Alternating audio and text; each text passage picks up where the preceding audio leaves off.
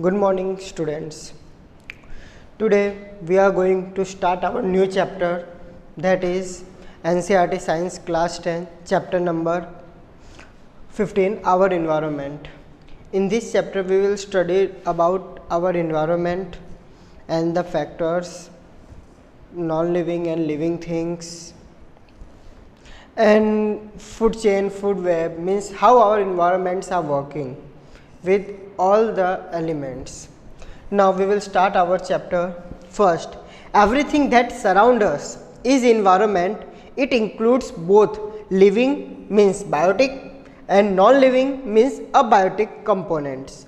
Interaction between these biotic and abiotic components forms an ecosystem.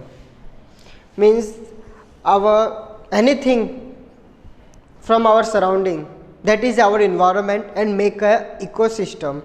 And in ecosystem there are two components, biotic and abiotic components. What is biotic components? A components that interact with living things, that is biotic component, and that interact with non-living things, that is abiotic components. And when these two elements are combined, means they both are interact with each other, they make an ecosystem where we are living. Means in our surrounding, plants and animals that are living thing, soil, wind, air, wood, all these are non-living things. Means in our ecosystem there are both biotic and abiotic. Both components are present and that makes our ecosystem. Components of ecosystems means there are some components that are present in our ecosystem. First is biotic component. It includes three types of organisms. Means in biotic component there are three types of organisms. First, producer. Producer means that which produce food for our that is called producer. Means all green plants, blue green algae, they can produce their food from inorganic substance, mean from dead and decaying light, from all this substance they make a food. That food they produce, that's why they are called producers. Means all green plants are called producers. Then second, that is consumer. They are organisms which consume other organisms or their product as their food. All animals belongs to this category. Means of consumer that consume the food that make the producers for them. Like all the animals, they all consume their foods, not produce. That's why all the animals are categorized in the consumer. The consumer depends upon producer. Means we all are depends on plant for our food nourishment. And we are directly or indirectly we are depends on producers. Consumer further classified into, and consumers are also divided into so many categories like herbivorous, omnivorous, parasite and carnivorous.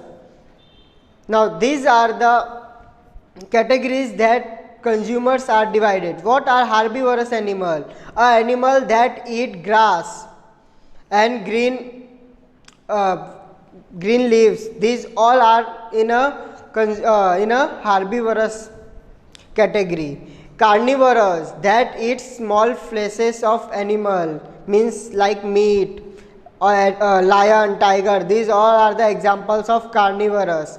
Then omnivorous, they eat both, means as well as green plant as well as meat, means flesh of small animals. These are called omnivorous animals like cat. Now parasite, that depends on other animal for their food nourishment, that is called parasite. Our third biotic component are decomposer. Biotic organisms that are present. Decomposer, fungi and bacteria in which break down the dead plants, animals in complex compound into simpler one. The decomposer help in replacement of natural resources. These are called reducer. Means plants and animals that dead, Then the microorganisms like fungi and bacteria, they convert all the complex compounds into simpler one, and they will decompose the dead and decaying plants and animals, and that's why it is also called reducer, because they reduce, they convert it into nourishment for other animals. That's why it is called decomposer as well as reducers. So you understand, these are the biotic components. In that, three types of organisms includes producer, consumer and decomposer. Next, our second component of ecosystem is abiotic component. Then first we will study about importance of decomposer. Why decomposer will be important for us? First, decomposers help in disposing the waste and dead bodies of plants and animals. Therefore, they clean the environment, create space for during a newer generation of organisms. Why decomposer is important? Because it will reduce, it will decompose the dead and decaying plants. If it will not decompose, then the space, plant will die dead. Then after some time, after few years, if the decomposer doesn't decompose the plants, then the whole space is filled with decomposed elements. Then there was no space. Then how we will live, and what from where we will get space? That's why the role of decomposer is very important, because it create a space in our environment where the newer generation of organisms will live. That's why the decomposer is important. And the second component of ecosystem is abiotic component. These are non-living component of an ecosystem. What is abiotic component? A component, non-living things are included in abiotic component, like say soil, sand, wind, air. These all are the abiotic component of ecosystem. This includes the physical environment such as air, water, etc. Now, food chain and food web. Food chain, the sequence of living organism in a community in which one organism consume another organism to transfer food energy is called food chain. Means, I will give you some example, then you better understand what is food chain, right? Like grass. Who eat grass? Deer. And deer was eaten by tiger. So it makes a chain. But grass is eaten by rabbit, rabbit is eaten by snake, snake is eaten by eagle. So this is also another chain. So all this chain, when will start from green plants to higher one. So when all these things were interlinked with each other, means grass is not only eaten by rabbit, it is also eaten by cow, buffalo, deer, and deer is not eaten by only tiger, it is eaten by lion also. So all these are interconnected, interlinked with each other, and that is called food web. When we are talking about only single chain, then it is food chain. When all the food chains are interlinked with each other, then it is called food web. The interconnected food chain operating in an ecosystem which establishes a network of relationship between various species are called food web. Means when so many food chains are interconnected with each other and they form a big network, then it is called a food web. In a food web, organisms may occupy a position in more than one food chain. An organism can obtain its foods from different sources and in turn may be eaten up by different types of organisms. Means grass is not only eaten by rabbit, it is also eaten by cow, buffalo and deer is not only eaten by only tiger, it is also eaten by lion and jackal and jaguar, and all these animals are the sources of foods are different for different animals, and one animals eat different sources of food. They will get different foods and they will interconnected in a same food chain. That's why, and it makes a network, and that network is called a food web. When we eat, and why we eat food? For getting energy, right? Then how the energy flow in our body, in our trophic level? See here, green plants capture 1% of sunlight and convert it into food energy. Means we all know, we want green plants want sunlight for making their foods. Only 1% of sunlight they are using for making their food, and that food the green plants convert the sunlight and into food energy. Then 10% law. What is 10% law? Only 10% of energy is transferred to the next trophic level. The remaining 90% energy is used in life process, digestion, growth, reproduction, etc. by present trophic level. Means whatever we are eating, we didn't get 100% energy of that food. Means take some example here. If we eat mango, right, then the energy stored in mango is 100%. Okay, then it is eaten by me, then only 10% of energy I will get by eating mango. Take another example. If grass have 100% energy, when it is eaten by rabbit, only 10% of energy will gain by rabbit. So only 10% means only 10% energy rabbit have. When a rabbit is eaten by snake, how much energy rabbit have? 10%. When a snake eat rabbit, the 10% of energy that rabbit have only transfer to the snake. Means snake only get 1% of grass. Why? Because rabbit consume 10%. Then when snake eat the rabbit, only 10% of this energy they will it will get, that is 1%.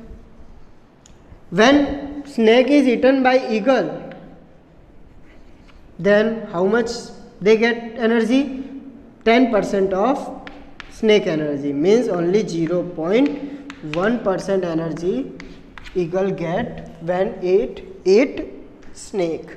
Means how long the chain, the energy level will be decreased. So that is 10% law. Why we get only 10%? Because when we are eating, we are aspiring, our growth and reproduction, these all the life process that are continuously having in our body. That's why it gain 90% energy it will used by our body. That's why only 10% energy will be we get. That is 10% law. Due to this gradual decrease in energy food chain contain 3-4 trophic level. That's why only 3-4 trophic level will be there. Means only food chain will be ended on this 1, 2, 3 and 4. Means maximum to maximum 3 and 4 trophic level in every food chain is possible because of their energy, 10% energy law. So now we will study about our components of ecosystem, that is biotic and abiotic, and food chain, food web and flow of energy in our topic level. Thank you. So our next topic is biological magnification. The concentration of harmful chemical increases with every next trophic level in a food chain. This is called biological magnification. Means we all know we are using fertilizer, insecticide, weedicides, all these things to obtain grains, pulses, food grain. So each and every when trophic level will passes, the concentration of harmful chemical increases. So this in a food chain, so this is called biological magnification. Maximum concentration of such chemical gets accumulated in human bodies as human occupy the top level in any food chain. We all know human beings are the top, have top in trophic level in every food chain. So the harmful components, chemicals, when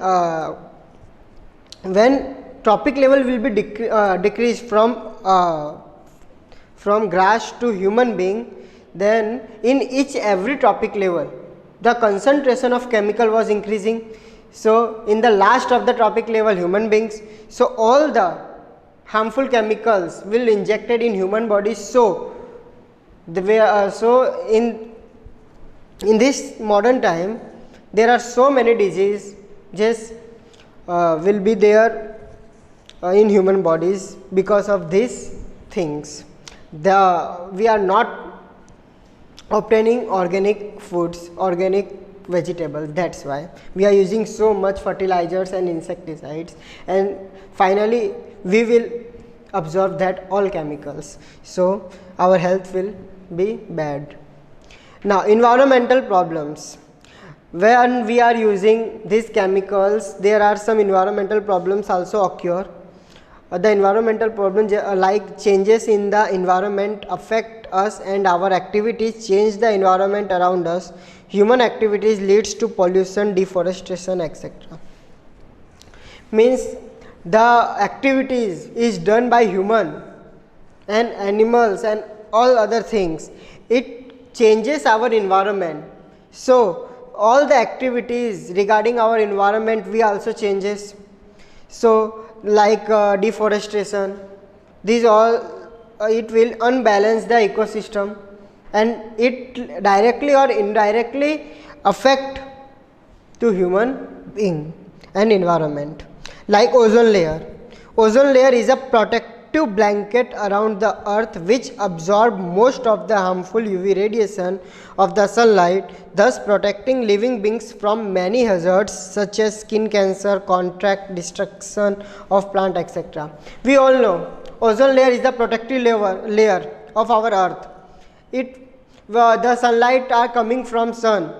When it falls on our atmosphere, on our earth, first it will cross the ozone layer, and most of the UV radiation, ultraviolet radiations will absorbed by the ozone layer. So the harmful rays which doesn't comes towards ourselves, but now the ozone layer is depleting fastly, so the harmful rays are coming, and it produce so many diseases like skin cancer, destruction of plants, contracts. All diseases are continuously failings in our environment.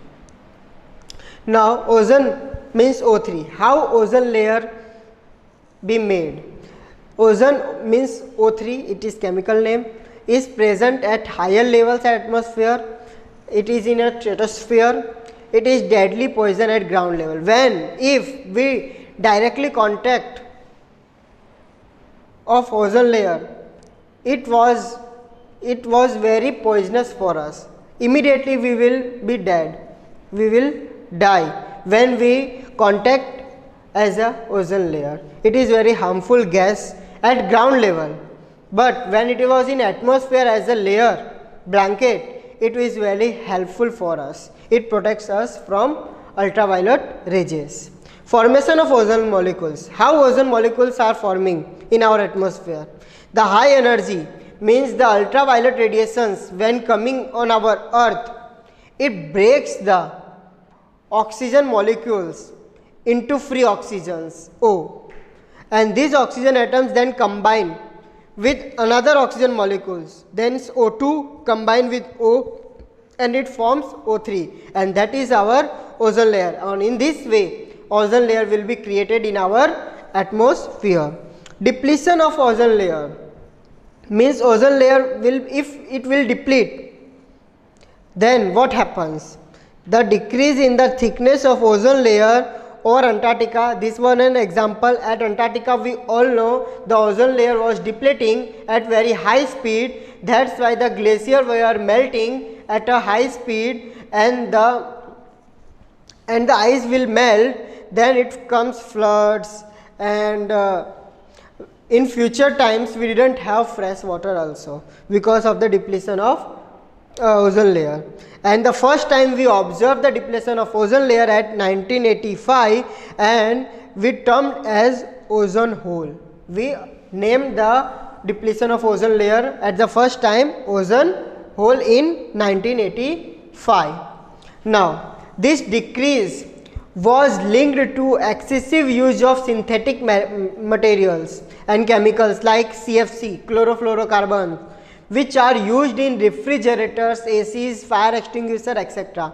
Means why these layers are, ozone layer was depleting? Because we are using some very harmful synthetic chemical like chlorofluorocarbon. These are used in refrigerator, means in our fridge for cooling purposes, AC for cooling purposes, and fire extinguisher for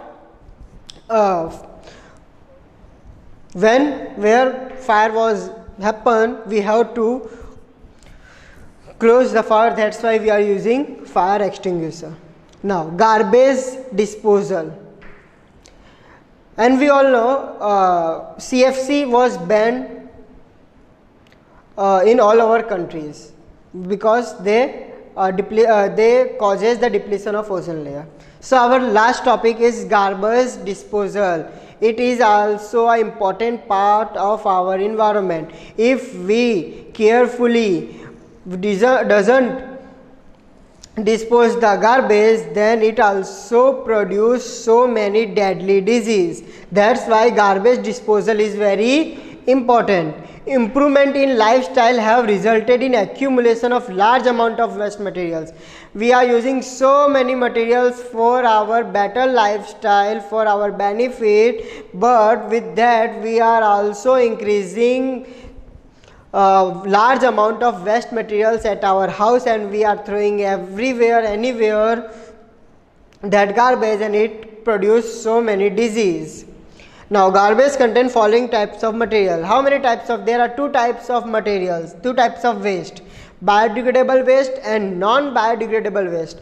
Biodegradable waste is good for us because it is decomposed by the living organism like vegetable peels, flower plants, and all these things that was easily decomposed by microorganism. But non-biodegradable waste are the waste that does not decomposes by microorganism, and like example plastic, fiber, and so many chemicals that doesn't decomposes by microorganisms. It will take millions of years. So from that there are so many type of pollutions are hailing, like soil pollution, water pollution, and when we burn the plastic, then it also increase air pollution. Now some methods how we stop the pollution. There are some methods are discussed here to maintain to prevention of waste disposal. How to waste dispose? Biogas plants. Biodegradable waste that are coming from our houses, we will use these in biogas plants to produce biogas and manure. Then we will easily dispose the waste and we get a good energy from that, that is biogas and manure. Sewage treatment plant. We have to establish the sewage treatment plant in all factories and industries, important like chemical factories, where it can clarify and purify the water that was coming from the factories. The drain water can be cleaned in sewage treatment plant before adding to its river. When we are releasing the water to the river, first we have to treat the water to purify in sewage treatment plant. Then we have to release the water to the river. The third, land fillings. The waste are buried in low lying areas and are compared by rolling with bulldozer. Means we have to, like plastic and all these things, first we have to dig the soil with bulldozer, and we have to dump all the waste into that and close the land surface, and after some years it will all completely decompose by its own. Now composting. Organic waste that are releasing at our homes, like vegetable peels or these things, we have to fill this compost pit and cover the large. Means in this also we have to dig the soil, and then all the organic waste we have to put and dump in the soil, and after some time the soil will convert, means the waste will convert into manure and compost. It approximately takes 3 months to convert into compost, and it was the best fertilizer for our soil to gain its fertility.